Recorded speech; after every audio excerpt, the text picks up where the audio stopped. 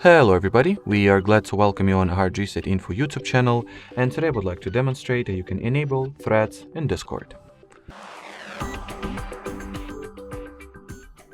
So to begin with, you obviously have to make sure that you have enough server permissions, then go into server settings by tapping at the server's name, and we'll go into settings.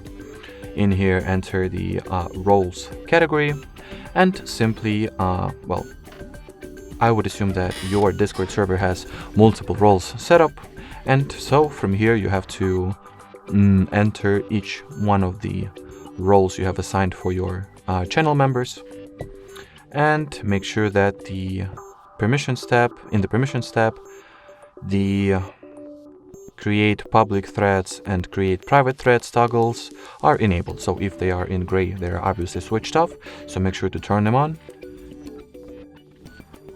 Save the changes, and that will be it. So thanks for watching, and bye bye.